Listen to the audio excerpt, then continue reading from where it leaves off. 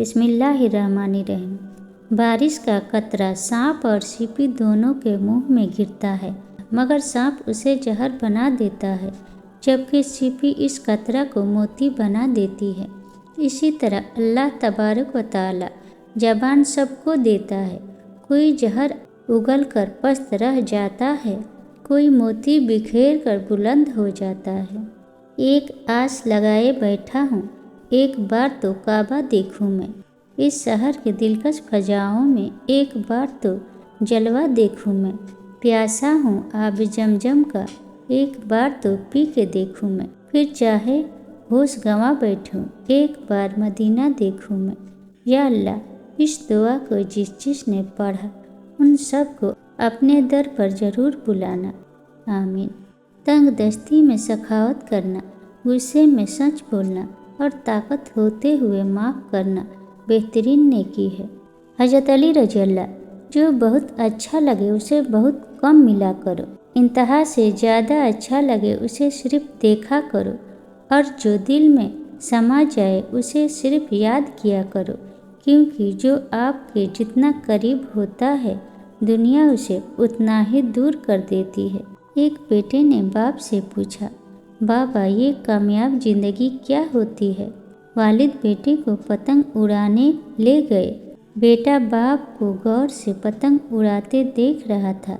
थोड़ी देर बाद बेटा बोला, बाबा ये धागे की वजह से पतंग और ऊपर नहीं जा रही, क्या हम इसे तोड़ दें? ये और ऊपर चली जाएगी। वालिद ने धागा तोड़ दिया।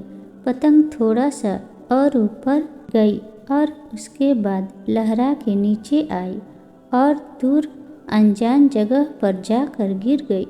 तब बाप ने बेटे को ज़िंदगी का फलसफा समझाया। बेटा, ज़िंदगी में हम जिस ऊंचाई पर हैं, हमें अक्सर लगता है कि कुछ चीज़ें जिनसे हम बंधे हुए हैं वह हमें और ऊपर जाने से रोक रही है, जैसे घर, खानदान, नजम व जब्त, वालिदैन वगैरह, और हम इनसे आज़ाद होना चाहते हैं। असल में यही दो धागे होते हैं जो हमें इस ऊंचाई पर बना के रखते हैं।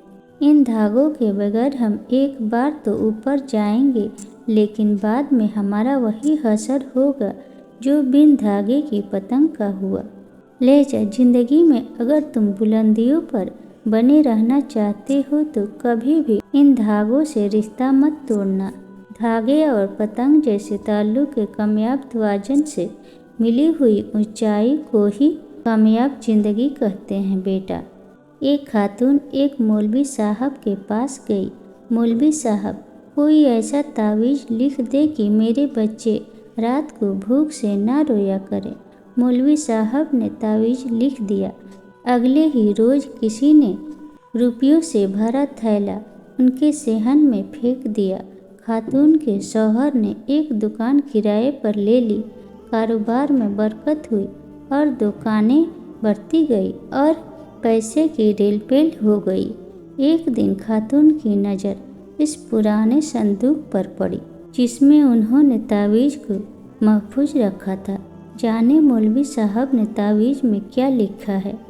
जैसे ही उसमें से तावीज़ खोल डाला, लिखा था, जब पैसे की रेलपेल हो जाए तो सारा पैसा तिजोरी में छुपाने के बजाय कुछ ऐसे घरों में डाल देना जहां रात को बच्चों की रोने की आवाज़ आती हो। वह बकसता है गुनाह अजीम भी, लेकिन हमारी छोटी सी नेकी भी संभाल रखता है। हम उसे भूल जाते हैं रोशनी में, वह तारीकी में भी ख्याल रखता है। जो कभी देर से लौटूं तो मेरी माँ की तरह वह मेरा रिज़्क का हिस्सा निकाले रखता है। घरों में जिनके दिया भी नहीं है उनके लिए फ़ज़ा में चंद सितारे उछाल रखता है। मोहब्बत अपने बंदों से कमाल रखता है। वह एक अल्लाह ही है, तेरा और मेरा ख्याल लाजवाल रखता है। हर कामयाब शख्स के पास एक तकलीफ दह कहानी होती है और हर तकलीफ दह कहानी का अंजाम कामयाबी होती है।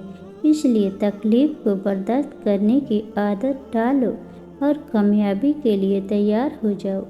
दूसरों को गिराने के चक्कर में लोग आखिरकार खुद ही गिर जाते हैं, लेकिन सबक फिर भी हासिल नहीं करते।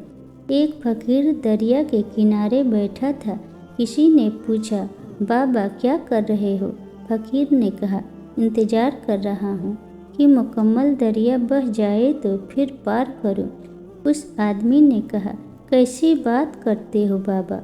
मुकम्मल पानी बहने के इंतजार में तो तुम कभी दरिया पार ही नहीं कर पाओगे। फकीर ने कहा, यही तो मैं तुम लोगों को समझाना चाहता हूँ कि तुम लोग जो हमेशा ये कहते रहते हो कि एक बार घर की जिम्मेदारियाँ पूरी हो जाए तो फिर नमाज पढ़ूँगा, दाढ़ी रखूँगा, हज करूँगा, खिदमत करूँगा, जैसे दरिया का पानी ख़त्म नहीं होगा। हमें इस पानी से ही पार जाने का रास्ता बनाना है। इसी तरह ज़िंदगी ख़त्म हो जाएगी, पर ज़िंदगी के काम और जिम्मेदारी कभी ख़त्म नहीं होंगे।